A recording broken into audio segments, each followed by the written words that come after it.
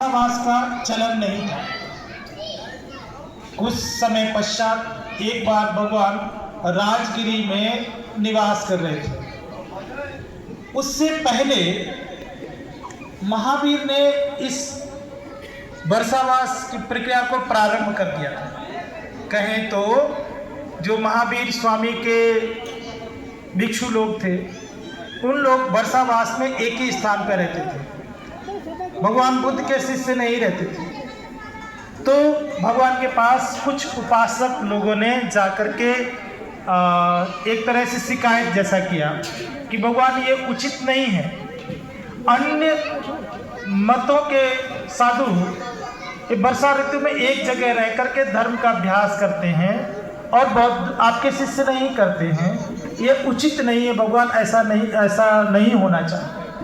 तो भगवान को उसकी बात ठीक लगी, तो भगवान ने उसी समय विनय बना दिया कि आज से मैं अनुमति देता हूँ संघ को कि संघ वर्षा ऋतु के 3 माह एक जगह एक विहार में व्यतीत करेगा।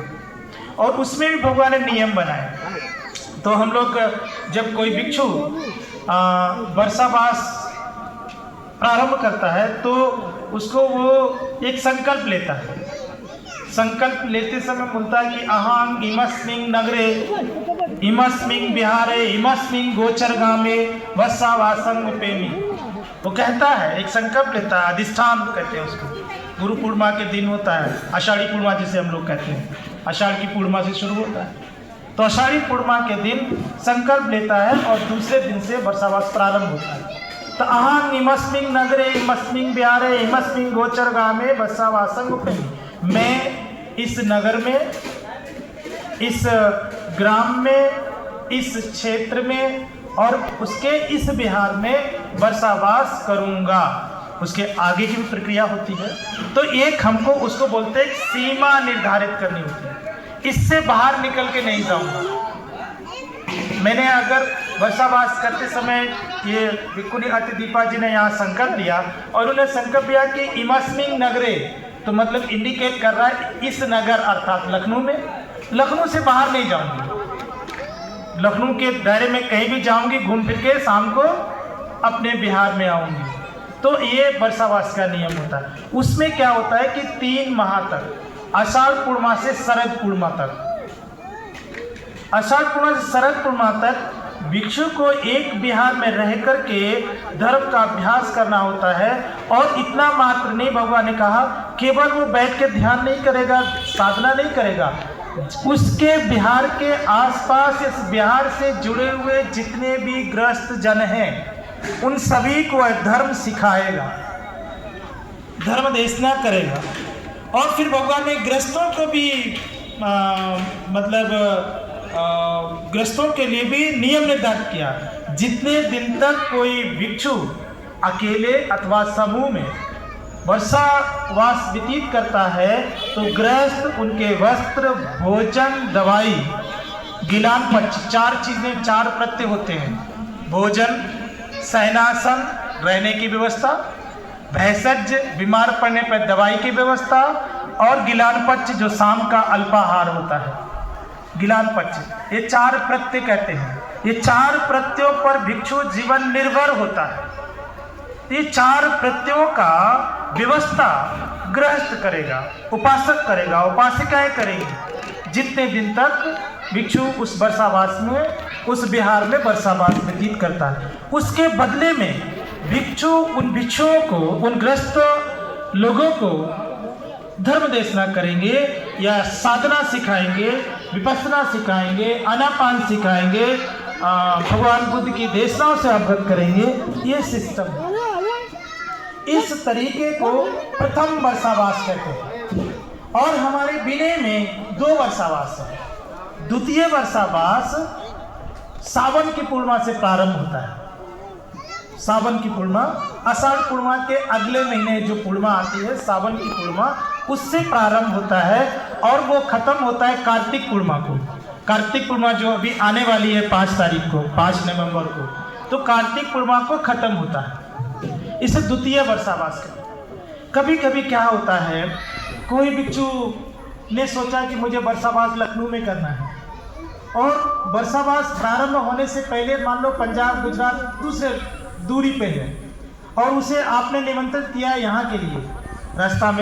रास्ते में वो चला, विलंब हो गया, आषाढ़ी पूर्णिमा तक नहीं पहुँच पाया, या कोई और वजह हो गई, बीमार हो गया, कुछ और विविधान आ गया, तो उसके लिए एक भगवान ने विनय बनाया कि वो अगले वर्षावास से प्रारंभ कर सकता है, अर्थात 1 महीने उपरांत द्वितीय वर्षावास कहते हैं उसको, श्रावण की पूर्णिमा से प्रारंभ कर सकता है। लेकिन उसका वर्षावास फिर शरद पूर्णिमा को खत्म नहीं होगा, कार्तिक पूर्णिमा को खत्म होगा।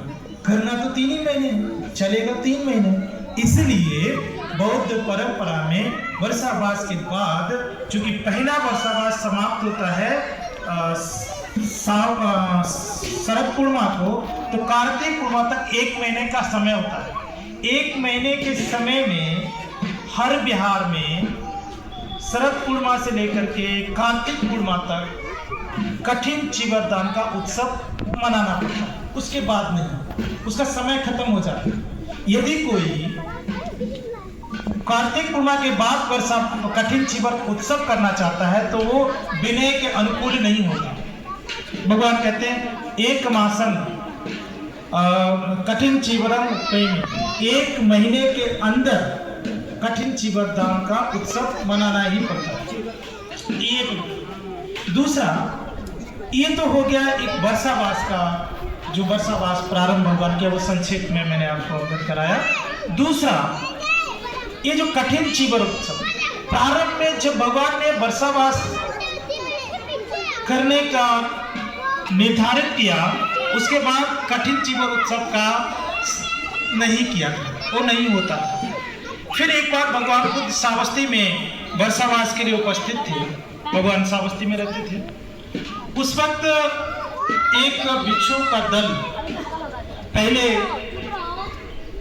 भिक्षु लोग समूह में वर्षावास करते थे, और समूह में वर्षावास करना ज़्यादा अच्छा होता है।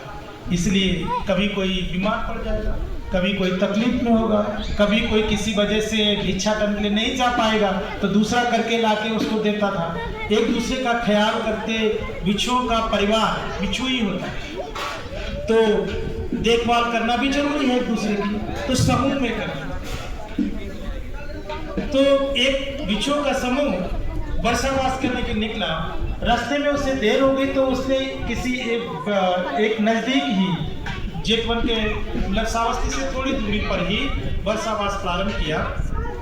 उसके बाद जब शरद पूर्णिमा को वर्षावास खत्म हुआ तो उसे भगवान से मिलने की उत्सुकता थी। तो वो उसको था कि इतने नज़दीक होने के बाद भी भगवान के दर्शन नहीं हो पाए 3 महीना, तो मुझे जल्दी से हम लोग जाएंगे। तो उन्होंने क्या किया, इधर शरद पूर्णिमा का दिन आया तो शरद पूर्णिमा के दिन जो भिक्षु कर्म होता है वो उन्होंने किया। वो करने के बाद पूर्णिमा का भिक्षुओं का एक अपना होता है, वो करने के बाद जेठमन पहुँच गए। उस वक्त बारिश हुई तो भीगे वस्त्रों में, और 3 महीने तक जो वस्त्र कुछ पुराने भी हो चुके थे, जीर्ण भी थे, भीगे भी थे, और कि कुछ रास्ते में चलने से कीचड़ से सने भी थे। ऐसे ही होकर के वो जेठमन पहुंच गए उन्हीं वस्त्रों में। उन वस्त्रों को देखकर भगवान ने पहले कुशल से पूछा, क्योंकि बौद्ध परंपरा है, बौद्ध संस्कृति है कि जब कोई हमारे पास बिहार में आता है तो आने वाले आगंतुक का सबसे पहले कुशल क्षेम पूछते हैं। कुशल क्षेम पूछने के उपरांत उनको कुछ खाने पीने का देते हैं, उसके बाद अपनी मूल बातचीत प्रारंभ करते हैं।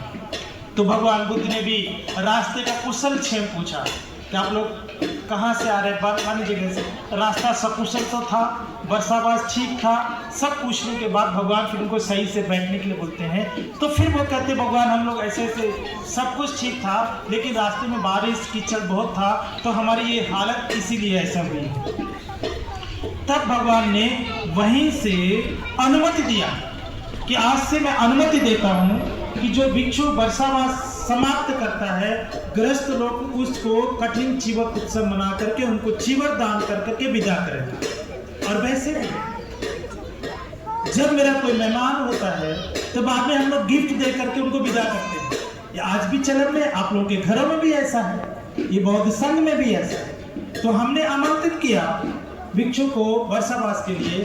अब जब उनकी विदाई होती है तो हम लोग उपहार दे करके विदा करते हैं। वैसे भी ऐसा परंपरा है। तो भगवान बुद्ध ने भी उस समय के बाद उन भिक्षुओं की स्थिति को देख करके ये विनय में निर्धारित किया कि आज के बाद से जब वर्षावास खत्म होगा तो भिक्षुओं को ये चीवर दान करके विदा करना चाहिए। बदले में भिक्षु ने हमें जो दिया, तो जब हम वो जो धर्म हमें मिलता है, ये धर्म बुद्ध का धर्म की तुलना किसी उपहार से नहीं कर सकते। उसके बदले में कितना भी उपहार आप दे दें तो भी उसके तुल्य नहीं होगा, क्योंकि बुद्ध का जो वचन है, बुद्ध का जो धर्म है, वो उसका मोल नहीं है। मोल इसलिए नहीं है क्योंकि बुद्ध वचनों को भगवान कहते हैं बुद्ध वचन जो है सभी संपत्तियों में श्रेष्ठ संपत्ति होता है। सभी संपत्तियां जीर्ण होने वाली हैं। जरूरत हो रही सर जितना आज आपकी बैंक में है कल उतना ही क्षय भी हो सकता है। और कभी कभी तो भगवान कहते हैं ये जो भौतिक संपत्ति है, जिस संपत्ति को श्रेष्ठ मानते हैं, वो संपत्ति तो राजा भी चुरा सकता है, राजा हरण कर सकता है। कभी कहेगा मेरा तो मेरा है, सरकार का है। चोर भी चुरा सकता है, भाई भी हिस्सेदारी में बंटवा सकता है। या फिर कभी कभी वो बात कहते हैं कि नहीं किसी ने लिया, उत्तराधिकारी ने भी लिया, कभी कभी रख करके भी भूल जाते हैं। ऐसा रखा और हम भूल गए। भूलने के बाद वो कहीं सुतार गायब हो सकता है।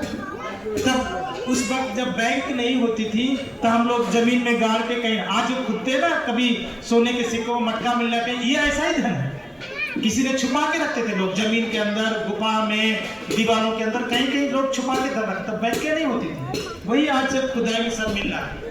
और आज भी उसका रूप बदला।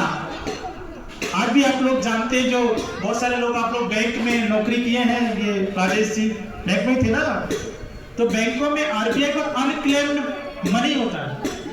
आज पिछले साल जो आरबीआई ने डेटा भेजा था 84,000 करोड़ का शायद, आप लोग को पता होगा बैंक वालों को। ये अनक्लेम्ड कैसे आया? रख दिया, भूल गए, या कोई एफडी करा दी, भूल गए, कोई पॉलिसी कराई, भूल गए। तो तब ऐसे होता था, आज ऐसे रूप ही है, पर वो जाता है। और दूसरा चीज, इस धन से सुख समृद्धि के अलावा जो मानसिक संतुष्टि है वो नहीं खरीद सकते। आप सुख सुविधा के साधन खरीद सकते, और सुख सुविधा वाला मानसिक प्रसन्न हो ये कतई जरूरी नहीं है। आज के जो मिलेनियर है बहुत टेंशन में है, झोपड़ी में रहने वाला बहुत प्रसन्न है। तो इसे उस तुलना नहीं कर सकते। बुद्ध का जो धर्म है, बुद्ध का जो मध्यम मार्ग है, बुद्ध का जो करुणा, मैत्री, मुदिता, उपेक्षा का जो धर्म है, जो उपदेश है, ये हमारी भौतिक सुख समृद्धि के साथ साथ मेरे जीवन में मानसिक सुख भी प्रदान करता है, जो कि बहुत महत्वपूर्ण है। दूसरा भगवान बुद्ध के जो धर्म का मार्ग है, ये जितना भी संपत्ति है, ये सारी संपत्ति हम लोग यही छोड़ते हैं और यही छूट जाती है। बचपन से यही तो सीखते हैं, बचपन से यही तो सुना है, ना कुछ लेके आए थे ना कुछ लेकर के, यही सुना है और वास्तविकता भी यही है। लेकिन भगवान बुद्ध के मार्ग पे का जो अनुसरण करता है, वह जिस संपत्ति का अर्जन करता है, जिस संपत्ति को कमाता है बुद्ध के मार्ग पे चल करके, बुद्ध कहते हैं लेके भी आता है, लेके भी जाता है, उसको कहते हैं पुण्यं धनम। और इसलिए बुद्ध कहते हैं पुण्यं धनम सेत्तं धनम अर्थी। इस संसार में बहुत सारी संपत्तियां हैं, इन समस्त संपत्तियों में श्रेष्ठ संपत्ति पुण्य संपत्ति, जो कुशल कर्म का करते हुए, कुशल कर्म का निर्धारण करके हम अर्जित करते हैं। कुशल कर्म आप जानते हैं, बहुत सारे लोग पुण्य पाप के रूप में जानते हैं, बहुत सारे लोग कुशल अकुशल के रूप में जानते हैं, बहुत सारे लोग उसको अच्छे बुरे के रूप में